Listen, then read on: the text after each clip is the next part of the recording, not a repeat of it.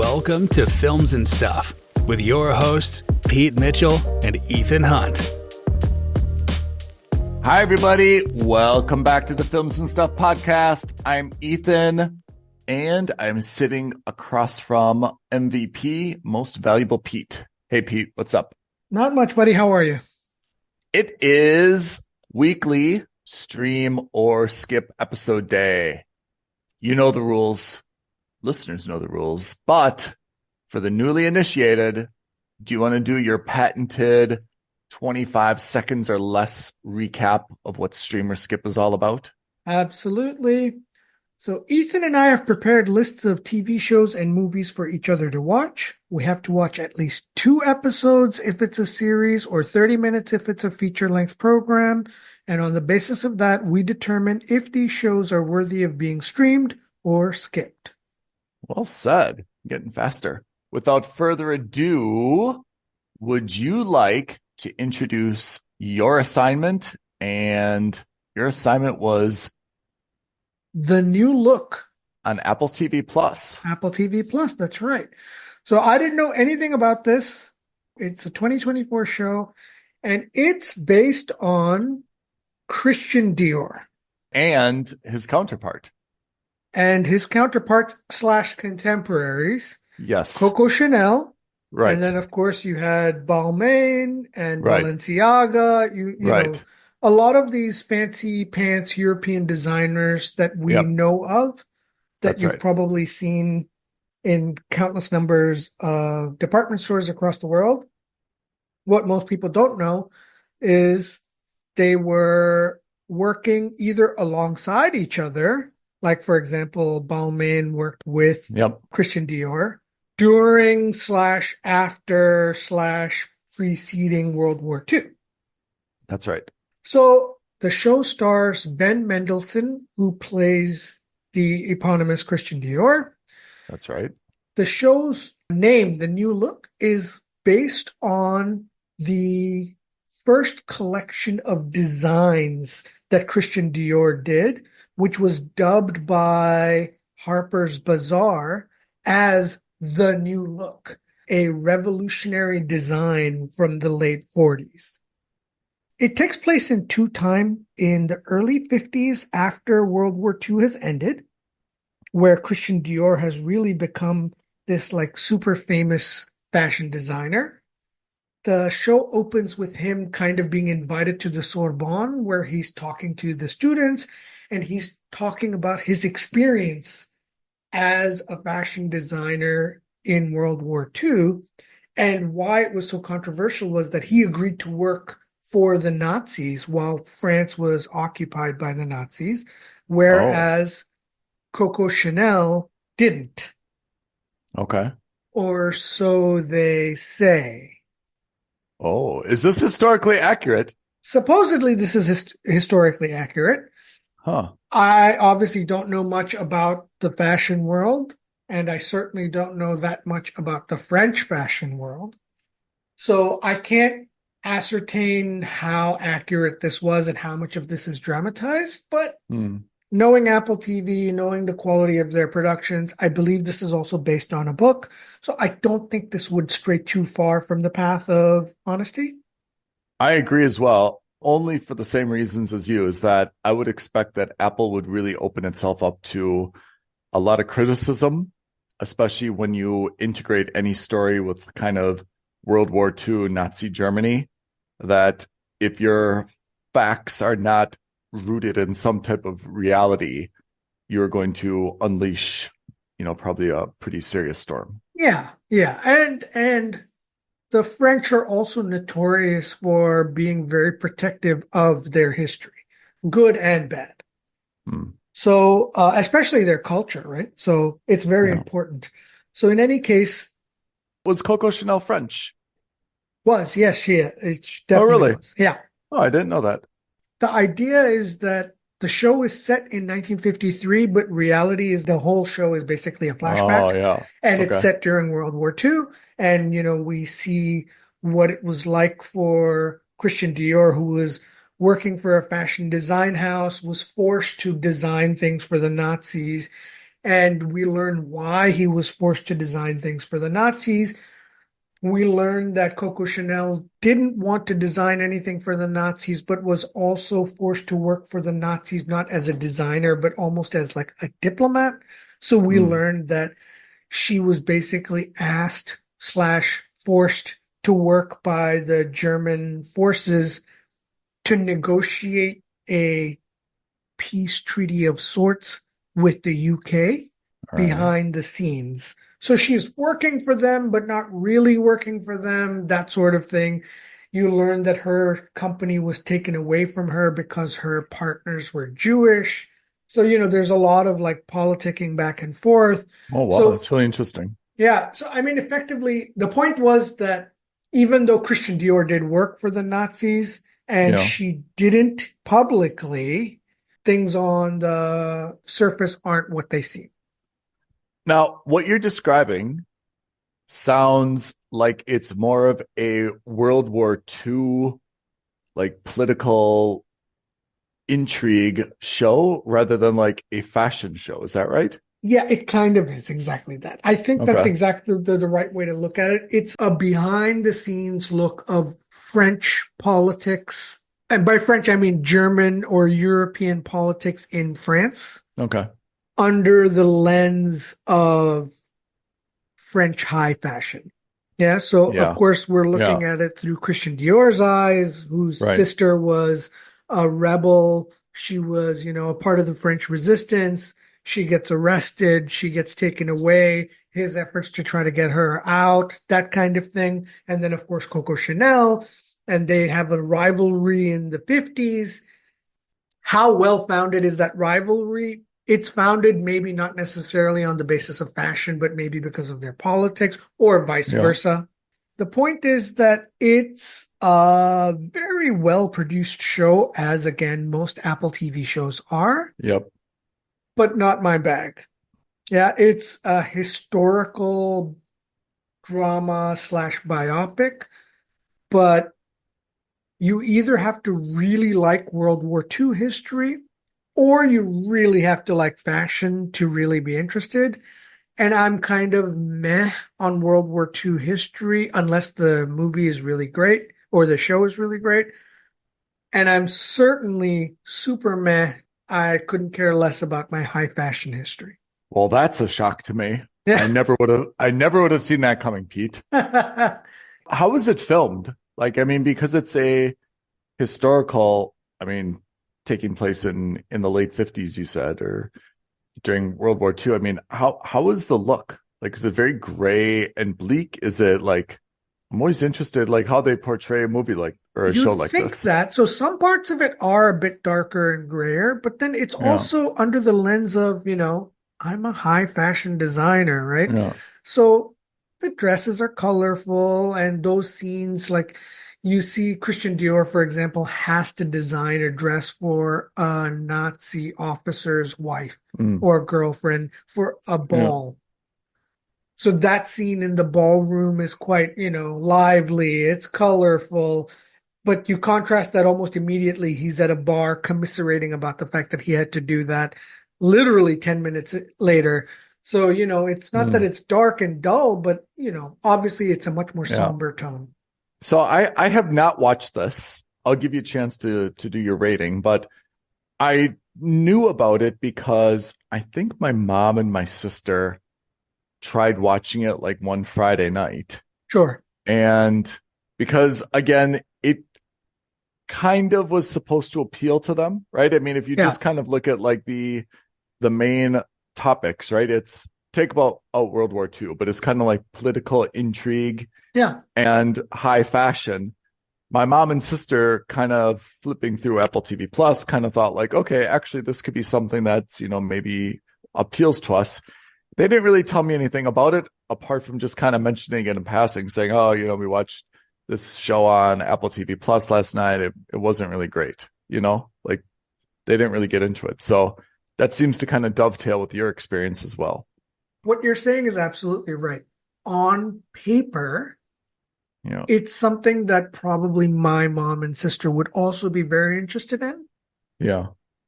purely from the lens of Christian Dior, Coco Chanel, Balmain, Balenciaga, Right. etc.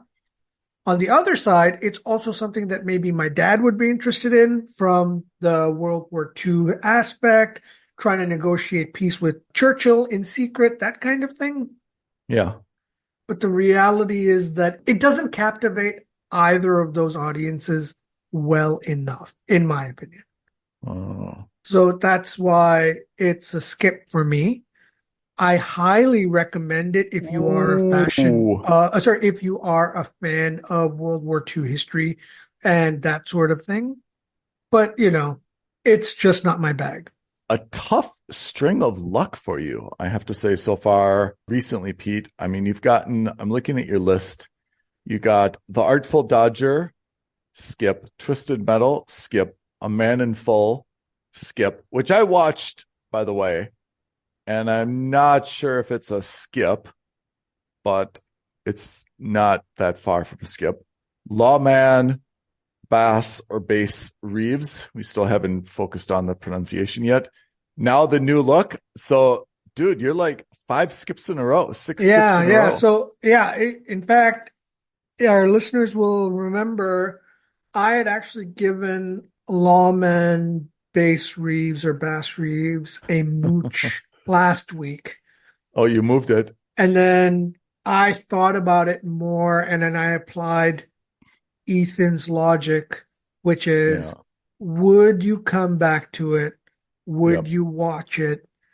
And I don't think I would. Yeah. So that's why I moved it down from a mooch, because again, high production values, historically accurate, Western, some great points to it. But am I interested in watching it? Not really. And even if I have absolutely nothing to do, I'd rather watch old episodes of, I don't know, The Office or something like that than go back to this, which is why I downgraded it to a skip as well. I think once we put that in perspective, we've been very decent and we've tried not to hurt anybody's feelings. Yeah. But I think, again, that test, I think the proof is in the pudding, right? Which is, I'm the same way, that there's some shows where I'm like, okay, that's not so bad. If I were on a 10-hour flight and that's all I had to watch, I would continue watching it, right? But if I didn't finish the season, I came home, I still had 2 or 3 episodes. If I don't go back to that show, you can't consider it anything other than a skip, right? Yeah, exactly.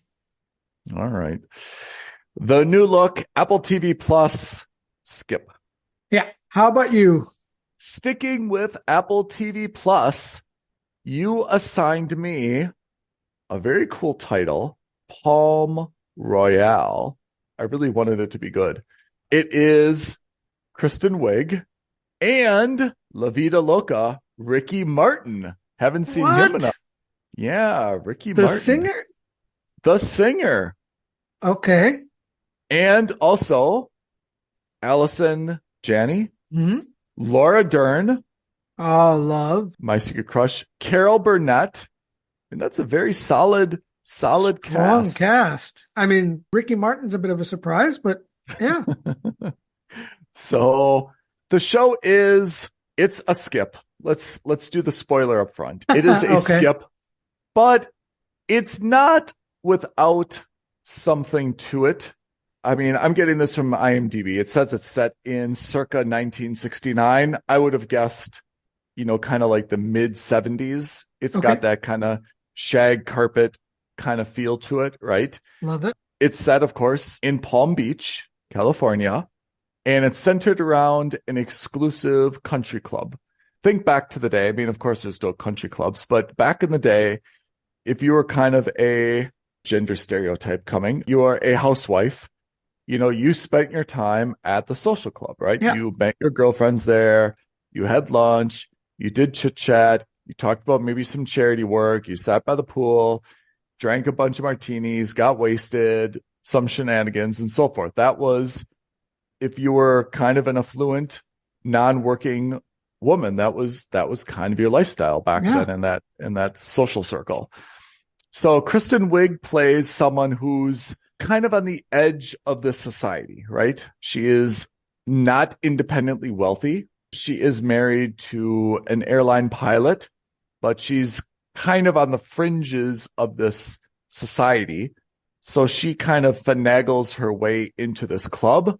Ricky Martin plays the role of kind of I don't want to say a concierge, something between like a concierge and a bartender, where he's like omnipresent wearing like a white tuxedo jacket and so forth. And Kristen Wiig's character, desperately wants to get into this club for whatever reason. She kind of sees this as like the validation of her social standing, acceptance into this world, so on and so forth, right? So this is her big thing. To get to be a member, she needs 3 other members to sponsor her.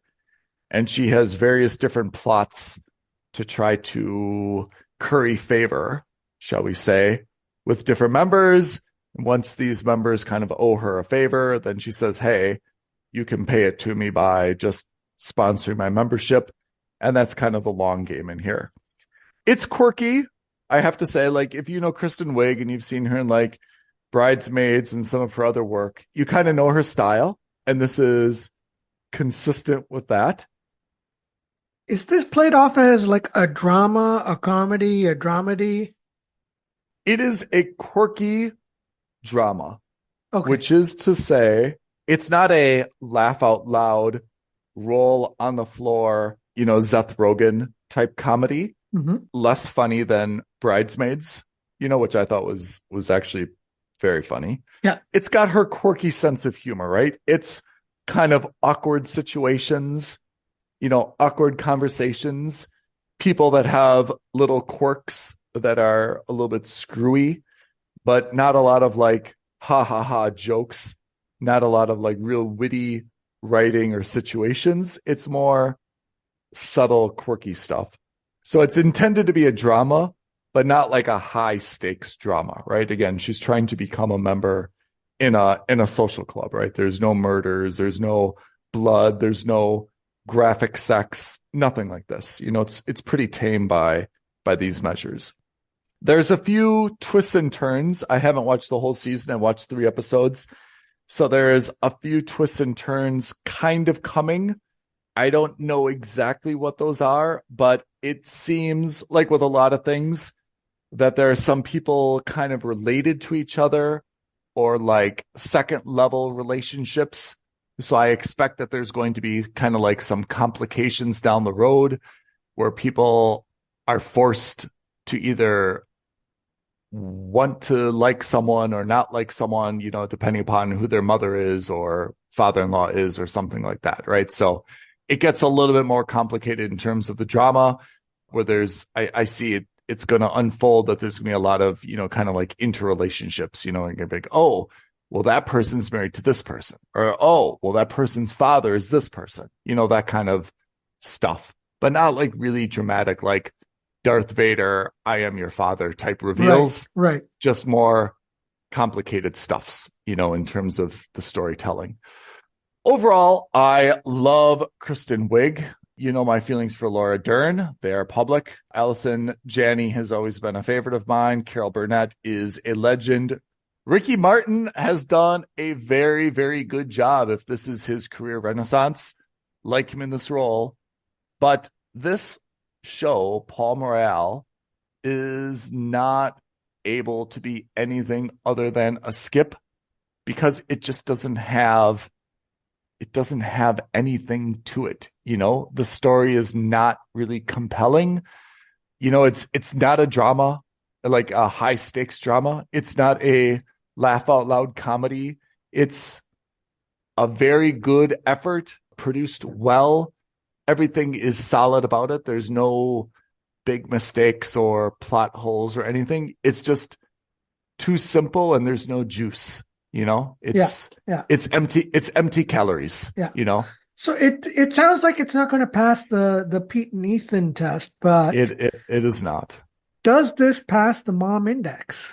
Is this a show your mom would watch? It is a show that my mom would sit through. But maybe not enjoy? I don't think that, I mean, specifically because this is kind of dealing with high society in like Palm Beach, maybe my mom would get a little bit behind the era, but Yeah. I don't think Yeah. she'd like be really identify with any of the characters. So, I mean, it passes the test that if you needed to spend time with your mom watching, a couple 30-minute episodes, this will do it. It is going to be unmemorable and unremarkable, that you watch that show together. It's not like, oh, we both got really into that series, so now we're watching it independently, speaking every week and comparing notes. We watched 2 episodes. It was fine, got late, called it an evening, Fair enough. Again, Apple TV Plus, like everything they do, cast very strong, production value very high. Cannot find any, plot holes, character holes, anything. It just doesn't have enough juice. And that's all there is to say about it, really. So, Pete, I think what we need to do now is we need to give our assignments for next week. I know what I have, but what do you have? So we're both on Netflix next week. All right. You are watching what I hope you're going to really enjoy because you like this director. Yep, I do. You're watching the televised or serialized version of Guy Ritchie's The Gentleman, aptly called The Gentleman. So confusing, right? Yeah, I don't know why they did this. I'm quite surprised, but I'm hoping you'll be able to tell us all next week why they did this or what the benefit of making a movie into an 8 or 10 episode series, if there was a benefit at all. Hold on. So let's just take a moment here. Yeah. Guy Ritchie created the movie The Gentleman, right? Yes. Matthew McConaughey. Did you see it? I did, and I enjoyed it very much. What's it about? I never watched it. What is it about?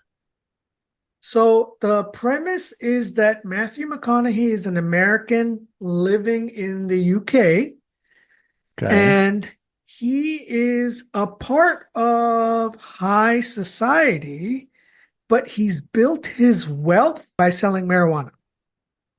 Okay. So he has, across the UK, hundreds and hundreds of acres of illegal marijuana farms. Oh. The plot of the movie is that he's thinking of retiring and getting out of the game so that he can go legit and become a part of high society with unofficial, legit reason to be a part of high society. Okay. And Jeremy Strong is someone who comes in as another American who's interested in buying out that business. And there are a couple of other people who are interested in taking over all of his... Kendall Roy. Yes, exactly. Oh, no way. Yeah. All right. So that's what the plot is. That's the A plot, as it were. There's a couple of plots that are in other Guy Ritchie movies that we've seen time and time again. All right. That's a 2019 movie. Is it really 2019? Yep. 2019 Wow, is The Gentleman. And then Guy Ritchie made the series The Gentleman, same name. And this is on Netflix. Yeah. And we're not sure how it relates. No idea.